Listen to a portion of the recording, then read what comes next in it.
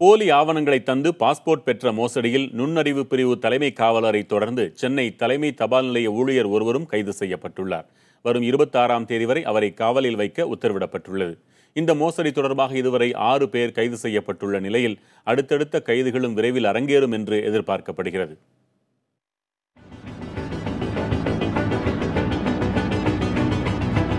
திருவல்லிக்கேணியைச் சேர்ந்த ராமலிங்கம் என்பவர் கடந்த 10ஆம் தேதி பிடிபட்ட போது போலி ஆவணங்களை கொண்டு பாஸ்போர்ட் பெறும் மோசடி பற்றி அம்பலமானது.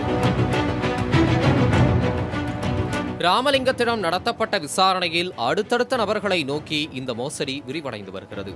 இலங்கை தமிழரும் நடிகருமான குணா மற்றும் இடைத்தரகர்கள் விமல், சுதாகர் மூலம் ராமலிங்கம் போலி ஆவணங்களை தயாரித்தது தெரியவந்தது. இந்த போலி ஆவணங்கள் சரியானவை என்று ஒப்புதல் தந்து இதற்காகவே ஒரு பாஸ்போர்ட்டுக்கு 3000 வீதம் பணம் பெற்றுள்ளார் நுண்ணறிவு பிரிவு காவலர் முருகன்.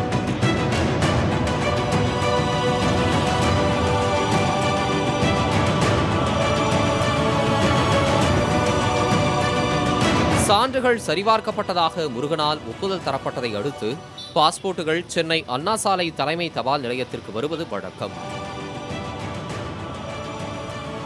ஸ்பீட் போஸ்ட் மூலம் அனுப்ப வேண்டிய பாஸ்போர்ட்டுகளை ராமலிங்கம் நேரடியாக தபால் நிலையத்திற்கே சென்று கையெழுத்திட்டு பெற்றுக்கொண்டு இதற்கு பதிலாக தலைமை தபால் நிலைய ஊழியர் தனசேகரனுக்கு பணம் அளிப்பதை வழக்கமாக கொண்டது தெரியவந்துள்ளது.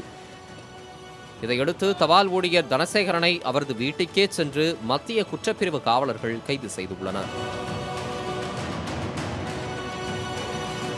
இந்த மோசடியில் மேலும் 3 நுண்ணறிவு பிரிவு காவலர்களுக்கு தொடர்பிருப்பதாக தகவல்கள் வெளியாகியுள்ளன. இது மட்டுமின்றி நைஜீரிய கும்பல் ஒன்றுக்கும் தொடர்பிருப்பதாக கூறப்படுகிறது. போலி ஆவணங்களை தந்து பாஸ்போர்ட் பெற்று தந்த மோசடியில் ராமலிங்கம் ஒரு கருவியே என்றும் ராமலிங்கத்தை பின்னணியில் இருந்து இயக்கியது யார் என்பது பற்றியும் காவல்துறையினர் தீவிரமாக விசாரணை நடத்தி வருகின்றனர். புதிய தலைமுறைக்காக ஒளிப்பதிவாளர் பிரபுவுடன் செய்தியாளர் சுப்பிரமணியன்.